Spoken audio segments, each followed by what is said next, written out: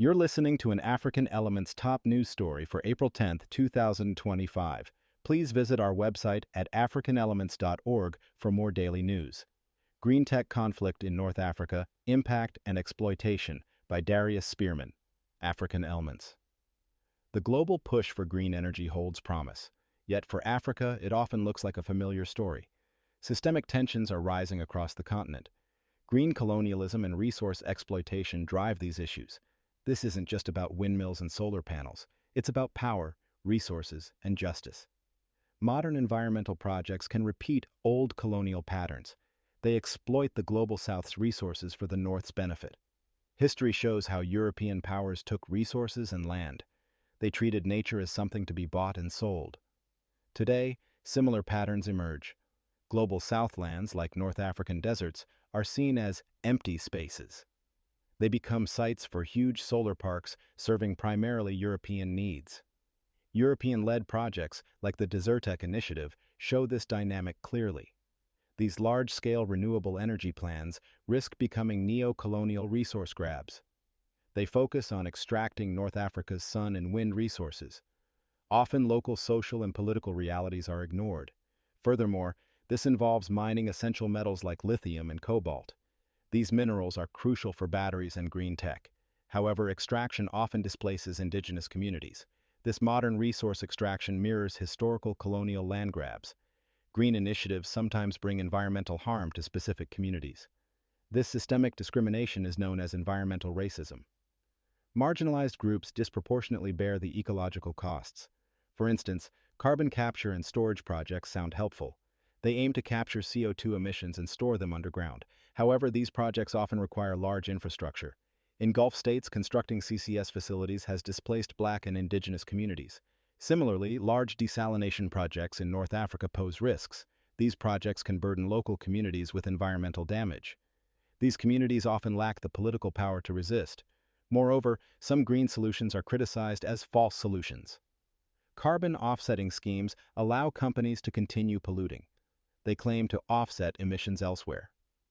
The Rima Raya Red D Plus project in Indonesia is one example. Shell used it to offset emissions from tar sands operations. Meanwhile, local ecological damage was overlooked. CCS technology itself faces criticism for greenwashing. It can divert focus from actually reducing emissions at the source. Fossil fuel companies often promote CCS. It allows them to continue operations under a greener image. Consequently, the burden of pollution and risky storage falls on vulnerable populations. Africa holds vast reserves of minerals vital for green technology. Lithium, nickel, and cobalt are essential for batteries. These resources are central to global supply chains. The lithium-ion battery market could reach $400 billion by 2030. African nations want to capture more value from this boom. However, the global scramble for these minerals threatens regional stability.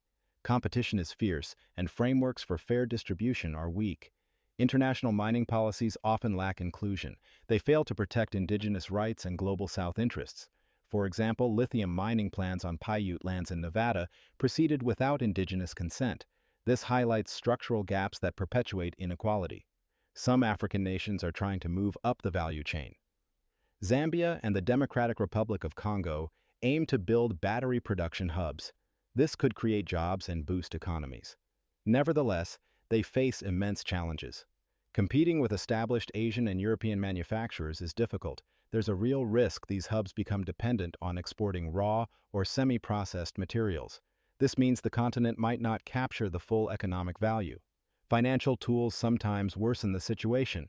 Programs like IMF structural adjustments can impose austerity. This can weaken local protections and enable resource exploitation. As green energy projects grow larger, conflicts over land and resources increase. Multi-billion-dollar investments often lack adequate social safeguards. This puts marginalized communities at risk of displacement. For example, Morocco's planned $6.4 billion Goshen high-tech battery gigafactory is massive. Without careful planning and community consultation, such projects can force people from their homes. Similarly, green hydrogen projects require significant land. In South Africa and the Maghreb region, these projects threaten local livelihoods. Infrastructure built for European energy needs sometimes proceeds without community consent. Wind farm development also causes friction. In Norway, wind turbines encroach on Sami reindeer herding lands. This disrupts traditional livelihoods and cultural practices. Large-scale hydro projects present similar challenges. The proposed Grand Inga Dam project is vast. While potentially generating significant power, it threatens ecological stability. Such mega projects can also disrupt regional water-sharing agreements. This increases the risk of tensions between countries. The absence of meaningful consultation is a common thread. Even when legal rulings favor local communities, implementation can fail. The Sami case in Norway demonstrates this. Wind farms disrupted herding despite court decisions. The shift to green energy is reshaping global politics.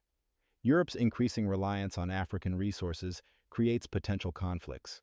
For example, plans exist to repurpose 3,300 kilometers of Mediterranean gas pipelines. These pipelines would transport hydrogen from North Africa to Europe. This highlights a growing dependency. Europe needs Africa's renewable potential. However, this dependency risks repeating colonial dynamics. Resources flow north, while environmental and social costs stay south. Large solar projects in the Maghreb primarily serve export markets.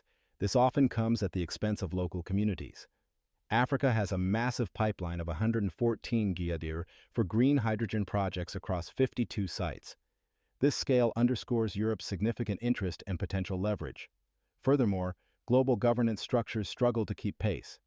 The World Economic Forum warns about fragmented international oversight. This weakness allows powerful states or corporations to exploit advantages. Some Gulf nations leverage green technology investments. Their companies engage in large land deals. In places like Kenya and Tanzania, these deals displace smallholder farmers. Consequently, this fragmented landscape increases conflict risks. Without equitable frameworks and strong local protections, Africa's green transition could entrench existing power imbalances. Copyright African Elements.